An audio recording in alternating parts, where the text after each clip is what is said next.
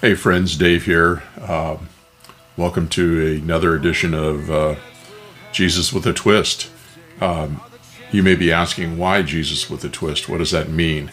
Well, in my observation, I found that we were all created of a sinful nature, for sure, and a house led by people, pastors, are of a sinful nature. God created us that way. So the question that I've had is, doesn't it make better sense to follow Jesus, to be hardwired into Jesus, to lean into Jesus, because Jesus is perfection? Whereas if we talk to other people about their interpretations of the Bible, interpretations of Jesus, no matter how good they are created of a sinful nature. Now, we've all seen churches that have flamed out because the lead pastor has fallen from grace. And it happens so often that I kind of wonder, why aren't we moving back to Jesus? If you look at how Jesus walked the planet, he did everything right. And in my view, that's really a good place to be.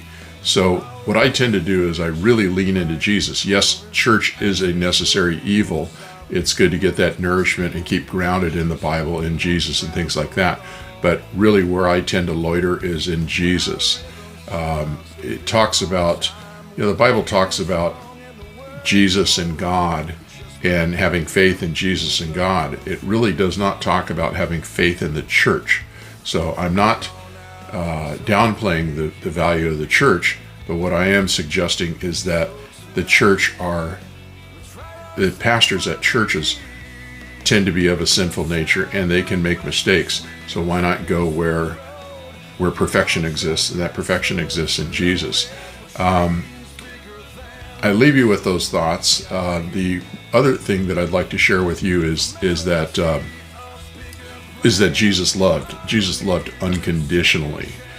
And that's a good space to be in. If we emulate the things that Jesus did to the best of our abilities, I think that we're going to have a better outcome, and we're going to also inspire other people through our acts.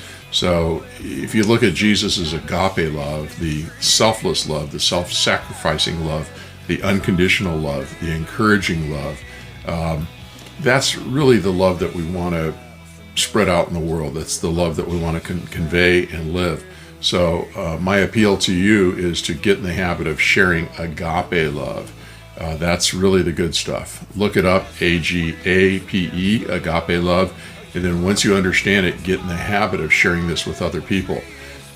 Another thing to think of is that we've all been to memorials. Certainly if we're old enough, we've been to lots of memorials. And there's always that person or persons that say, if only I had, or why didn't I?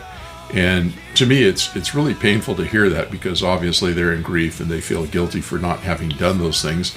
Well, shame on them for not making other people a priority and taking time to say and do those things to those people until after they're gone, and then having regret. But what I generally do, instead of shaming people, is I tell them, look, that ship has sailed. There's nothing that we can do. The best thing that we can do is honor that individual by making sure that we never have to say that again when we go to a memorial. We want to say and do those things that we wish we would have said and done before we're gone. Life is a limited time offer. So my appeal to you is take time.